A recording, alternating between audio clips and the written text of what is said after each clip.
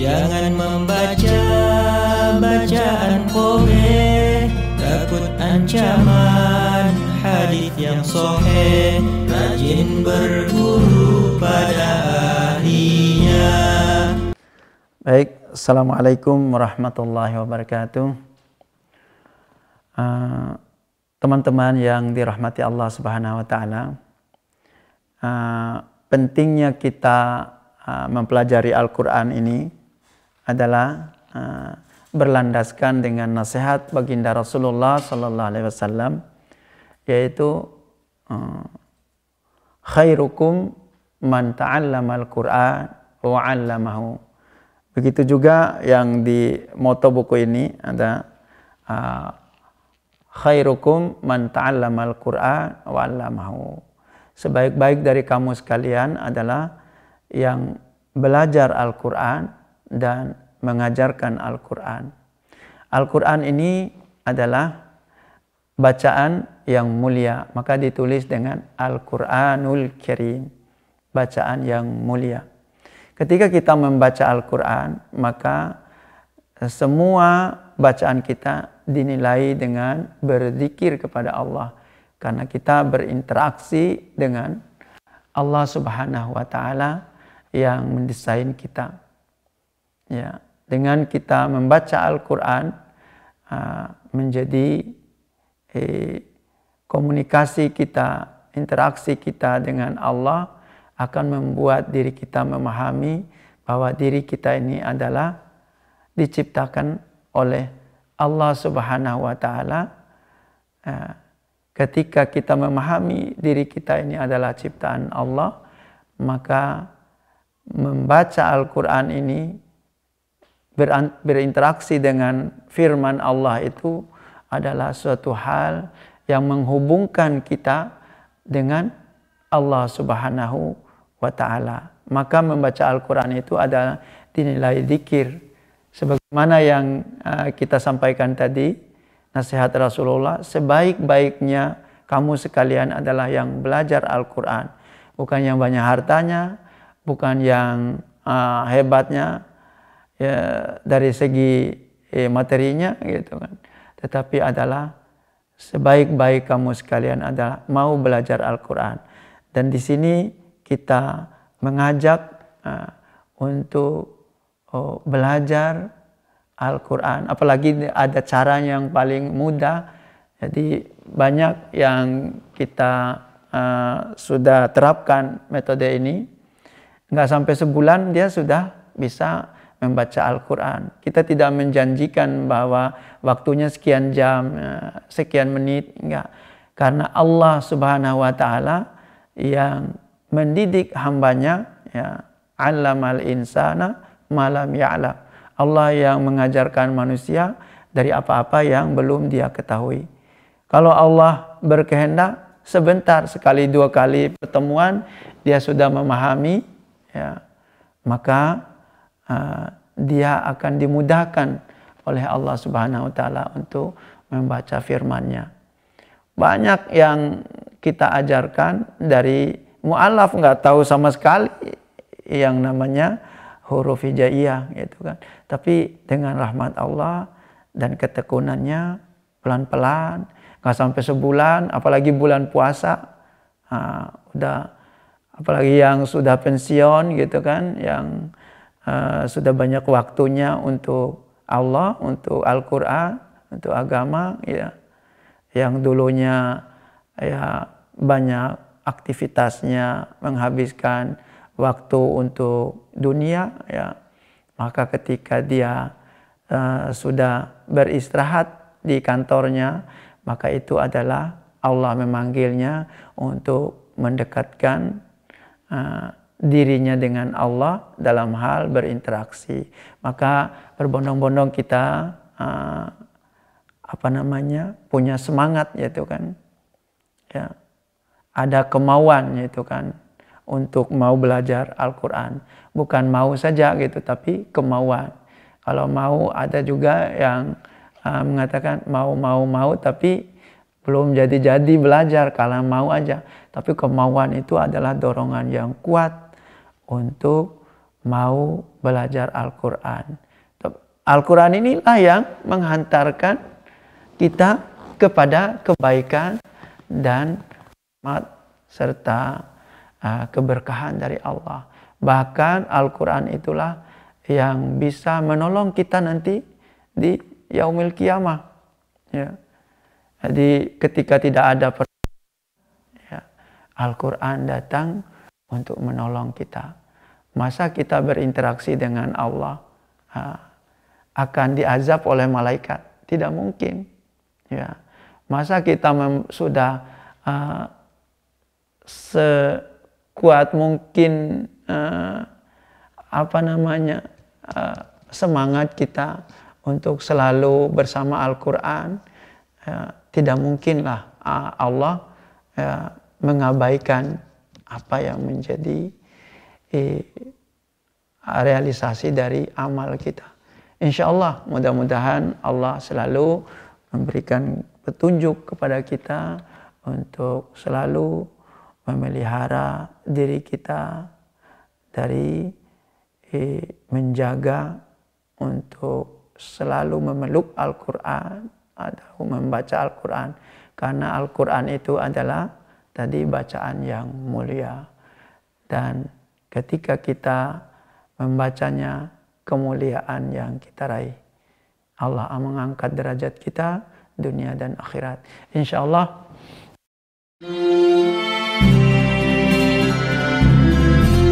Belajar olehmu tajwid yang sahih, karena Quran turunnya fasih. Jangan membaca bacaan qobeh, takut ancaman hadis yang sahih. Rajin berguru pada ahlinya. Teman-teman sekalian, buku ini yaitu Metode Istiqlal, cara belajar cepat membaca Al-Quran bagi pemula dan mu'allaf. Ini sangat penting sekali, dan kita bisa mendapatkan buku ini insya Allah kita sediakan di Masjid Istiqlal gitu kan.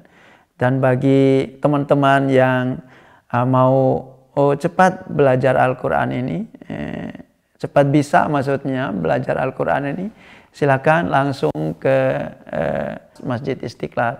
Insya Allah Allah akan menghantarkan ketika kita termotivasi kuat untuk belajar. Insya Allah silakan ke Masjid Istiqlal. Kita sudah menyediakan buku ini. Semoga bermanfaat untuk teman-teman sekalian, terutama yang pemula, dan bisa juga untuk mengajarkan bagi yang lain. Ya. Kalau sudah memiliki bukunya, ya bisa belajar di kamar kita. Kalau kita malu, tutup kamar, buka buku, belajar, latihan, ya vokalnya. Dan bisa juga hubungi kita, ada nomor teleponnya di belakang ini, itu kan. Insya Allah ya, saya sendiri yang sudah menyusun buku ini, yaitu ada nomor telepon saya, Ibrahim Ato, ya biasanya di Istiqlal ya dipanggilnya Ato gitu kan, atau Ibrahim ya. Jadi ada nomor telepon ya bisa dihubungi, yaitu di sini 0813 83 304 303.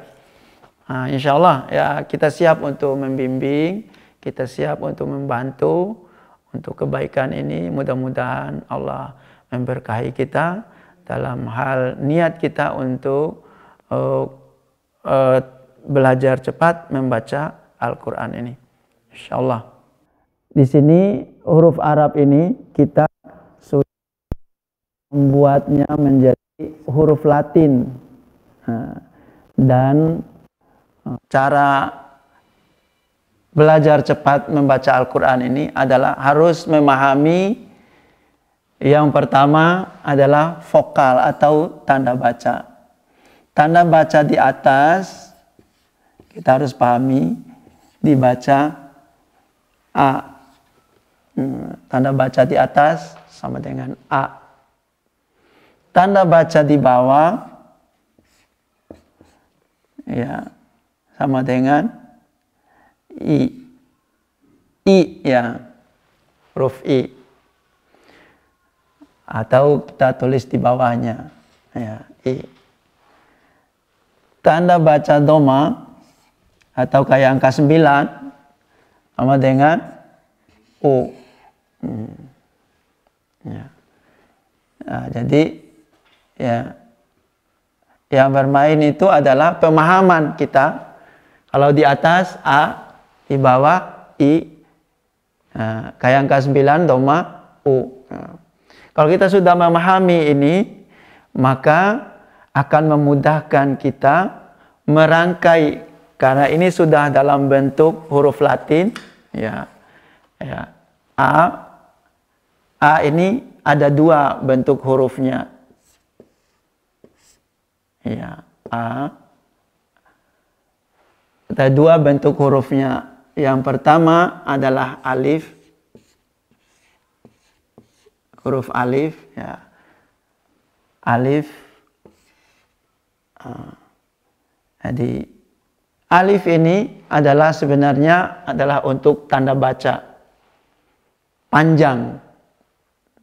Tetapi kalau dirangkaikan dengan tanda baca ini, alif ini akan bisa diberikan vokal, akan bisa dibaca. Tadinya hanya untuk tanda baca, seperti dikasih tanda di atas, maka dia akan menjadi A. Dikasih tanda di bawah menjadi I. Dikasih tanda koma menjadi U. Begitu juga yang kedua ada Hamzah. Hamzah ini bisa di awal, Hamzah. Bisa di tengah, Hamzah. Bisa di akhir, Hamzah. Atau bisa menempati huruf W ya, atau huruf waw. Itu Hamzah juga. Jadi yang dilihat adalah bentuk hurufnya. Huruf Hamzah. Ya.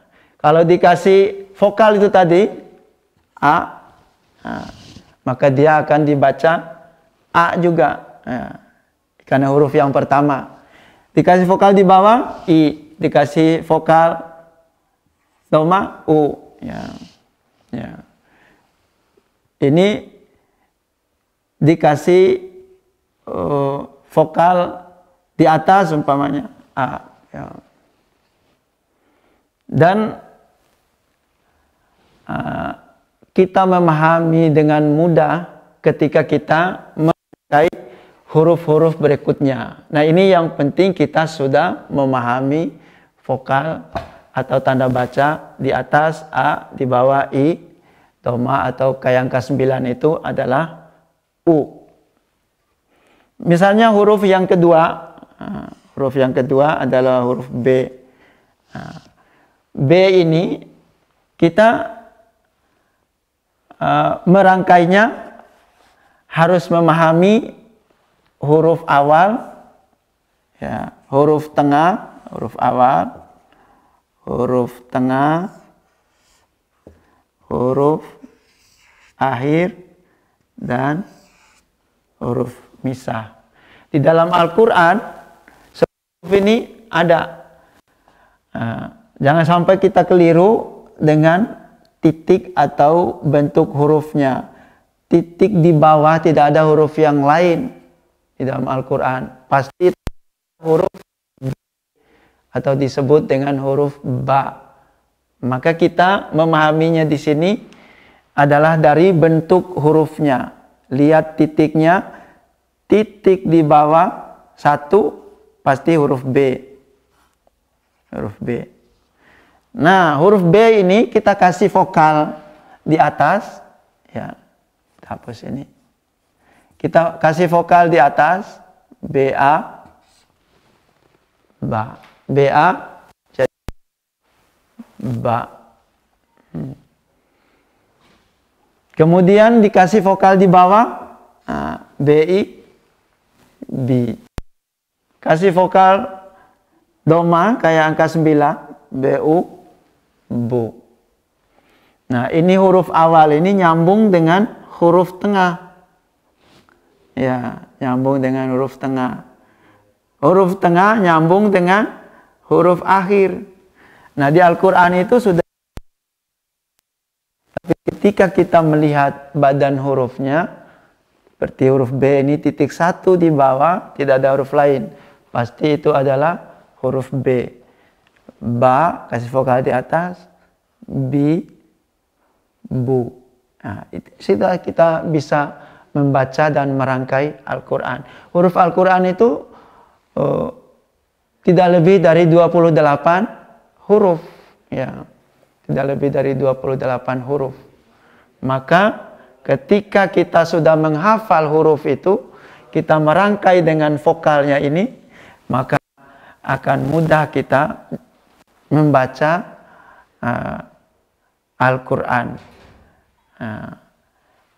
Ini adalah langkah yang paling awal yang kita harus pahami adalah melihat bentuk huruf dan vokal yang masuk ke dalam huruf tersebut. Nah, huruf B tanda mati atau tanda baca mati atau sukun. Ya, jadi ada tambahan lagi tanda bacanya sudah A, I, U. Kemudian ada tanda sukun atau mati. Inilah yang diambil oleh kita menjadi dasar untuk memudahkan kita memahami sama dengan membaca huruf Latin. Kalau kita membaca huruf Latin dari kiri ke tapi kalau huruf Arab adalah kanan kiri. Nah, B yang mati ini ya yang dikasih tanda bulat atau setengah bulat, maka itu akan memberikan ketegasan bahwa inilah huruf B itu. Huruf B. Tandanya setengah bulat atau bulat. Maka ketika kita menggabungkan tanda baca B yang dikasih tanda A di atas dengan B yang dikasih tanda setengah bulat atau bulat, maka sama dengan kita kalau menulis B A ba tambah huruf B. Jadi ketika kita menyambung BA, ba tambah B jadi bab. Ya, mudah kita untuk memahaminya dan menyambungnya. Nah, ketika kita menyambung misalnya BA, ba, BI, bi, ya, BU, bu. Nah, kemudian disambung lagi. Ya, bab. Jadi harus dipahami bahwa huruf B ini ada huruf awalnya, ada huruf tengahnya, ada huruf akhirnya. Tidak mungkin huruf tengah ini letaknya di awal. Tidak mungkin huruf akhir itu letaknya di tengah. Nah, ini menjadi pemahaman kita dan ketelitian kita melihat huruf, bahwa huruf B awal, huruf B tengah, huruf B akhir. Dan di buku ini kita sudah semua tuliskan bentuknya. Ya, B awal, B tengah, B akhir, B misah. Ketika kita sudah memahami tanda-tandanya itu, ada buat latihan-latihannya.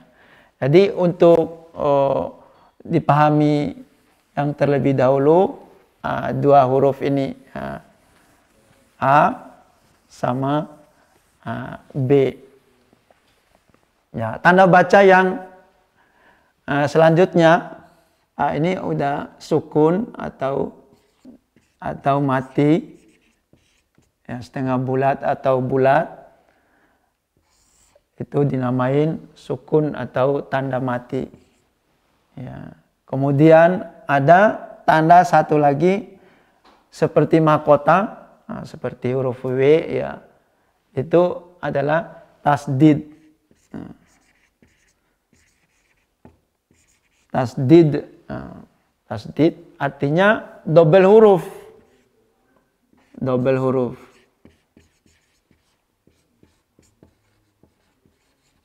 Ya, double huruf. Kalau ada tanda ini, berarti huruf tersebut adalah dua huruf yang digabung menjadi satu. Ya, contohnya tadi seperti huruf B ini. Huruf B awal, kemudian B tengah, B akhir, digabung-gabung. BA, ba, B-nya mati, bab, kemudian B-nya dikasih vokal di atas, bab, ba. Nah, jadi sama dengan dua huruf ini ketika dikasih tasdid. Nah, bab, ba. Ya. Jadi menggabungkannya dengan menahan dulu, kemudian baru menekan, itu double huruf. Nah, bab, ba. Nah, ketika menyambung-nyambung huruf yang sudah ada tanda bacanya ini, ya, ini sudah tidak berkembang lagi tanda baca atau vokalnya, hanya 5 aja tandanya ini. Tanda di atas A, tanda di bawah I, tanda doma atau kayak angka 9 ini adalah U. Kemudian tanda setengah bulat atau bulat itu namanya sukun atau mati. Tanda yang seperti huruf W atau mahkota adalah tasdid, double huruf. Maka ketika kita sudah memahami ini semua, untuk masuk ke hurufnya, yang penting huruf itu sudah kita hafal, hanya 28 huruf di dalam Al-Quran. Mungkin kita bisa hafal, untuk pemula itu sehari 5 huruf, gitu kan.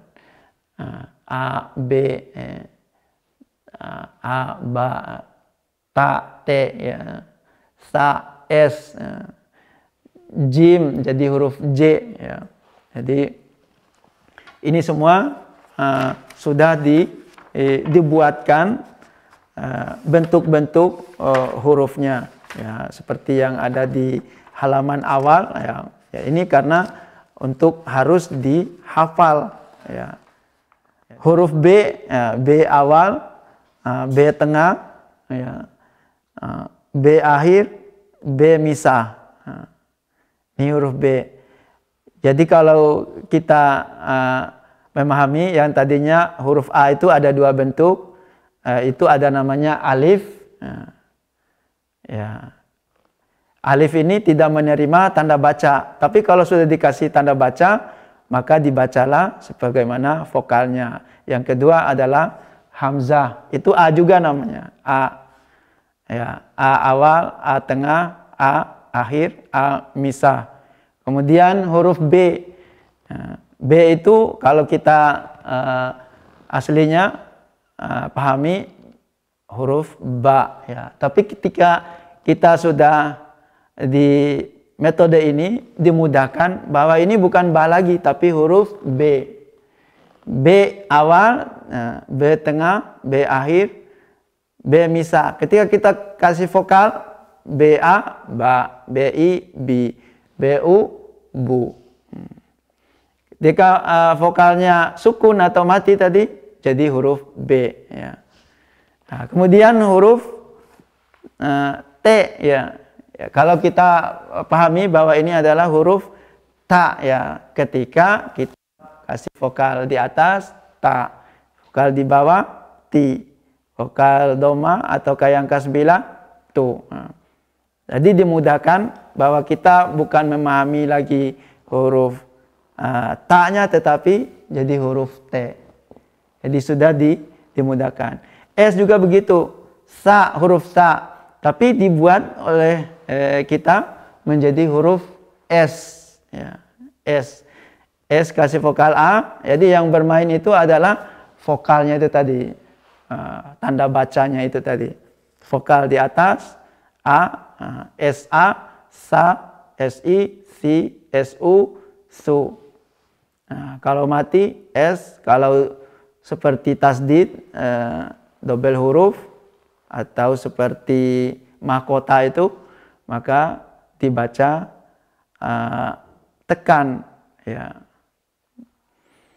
Begitu juga huruf J.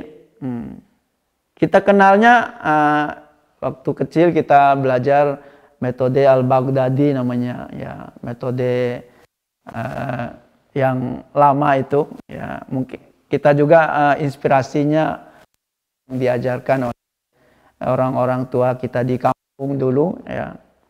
Jadi kita mudahkan dengan membuat Arabnya itu menjadi Latin. Begitu huruf jim, ya, kita huruf jim tidak lagi kita berfokus ke huruf jimnya, tapi ke huruf J. J ini ketika dikasih vokal di atas ja, dikasih vokal di bawah ji, dikasih vokal doma atau kayak angka 9 itu u, ju. Ya. Begitu juga kalau disukunkan atau setengah bulat atau bulat menjadi huruf J. Ketika di Al-Quran tinggal kita merangkai, ya, merangkai. Kalau tidak ada tanda bacanya nggak usah dibaca, rangkai pelan-pelan gitu kan. Tapi harus modalnya menghafal huruf yang 28 ini atau huruf hijaiyah, ya. Kemudian ha, ya, ha juga begitu, ya, huruf awal ha. Tapi tidak semua huruf itu ada huruf awal, tengah, akhir, misalnya. Seperti huruf yang D itu hanya dua dia bentuknya, misah sama akhir. Sama akhir. Di tengahnya nggak ada. Huruf H ada 4 bentuknya. Awal, tengah, akhir, misah. Ketika dikasih vokal tadi, kasih A, H, kasih I, Hi, kasih U, Hu. Ya, kasih sukun, jadi dibaca H, ya, dibaca mati. Kembali ke huruf Latinnya. Begitu juga kho. Kita kalau kho dikasih kode ada K-nya sedikit di atas supaya memudahkan kita melafazkan huruf kho. Kho kasih di bawah khi, ya, kasih doma kayak angka 9 itu kasih u, hu, ya, matinya kho. Begitu juga huruf D, kita kenalnya itu ada huruf dal, tapi kita buat mudah menjadi huruf D. D ini gampangnya hanya 2 bentuknya, D awal atau D misah, D nyambung. Ya, dia di mana saja hampir sama bentuknya. Gitu. Kita lihat di Al-Quran tidak ada ya, merubah ini cara mudah kita. Di Al-Quran nggak ada perubahan dari bentuk-bentuk yang sudah dibuat ini gitu kan. Jadi ada huruf awal, tengah, akhir, misah. Z ya, seperti Z, za, bacanya za, huruf za. Za dikasih vokal di atas, za, kasih di bawah, zi, kasih doma, kasih angka u, seperti angka 9 bunyi u, zu. Dibulatin jadi z, ya. Dikasih d dikit di atasnya supaya untuk memudahkan melafazkan huruf za itu. Za. R. Biasanya kita kenal huruf ro, ya. Ro ini harus dibaca tebal, ya. Maka dia dikasih vokal di atas menjadi ro. Ya, memang agak cenderung ke huruf O tapi bukan O karena vokalnya di atas, adalah ro, hanya dibaca tebal. Jadi bukan lagi kita memahami hanya huruf ro dia, tapi menjadi huruf Latin, huruf R. Ya. Ro dikasih vokal di atas, kasih di bawah, ri, aru. R kalau mati dia. Nah, jadi yang huruf Latin ini adalah semua vokalnya sudah sukun atau mati. Begitu juga dengan Z. Z. Ya. Za. Kalau di bawah, zi. Kasih vokal U, zu. Kasih sukun. Jadi Z ya. Teman-teman sekalian, buku ini yaitu Metode Istiqlal, cara belajar cepat membaca Al-Quran bagi pemula dan mu'allaf. Ini sangat penting sekali, dan kita bisa mendapatkan buku ini insya Allah kita sediakan di Masjid Istiqlal gitu. Dan bagi teman-teman yang mau cepat belajar Al-Quran ini, cepat bisa maksudnya belajar Al-Quran ini, silakan langsung ke Masjid Istiqlal. Insya Allah Allah akan menghantarkan ketika kita termotivasi kuat untuk belajar. Insya Allah silakan ke Masjid Istiqlal. Belajar olehmu tajwid yang sahih, karena Quran turunnya fasih. Jangan membaca bacaan qobeh, takut ancaman hadis yang sahih. Rajin berguru pada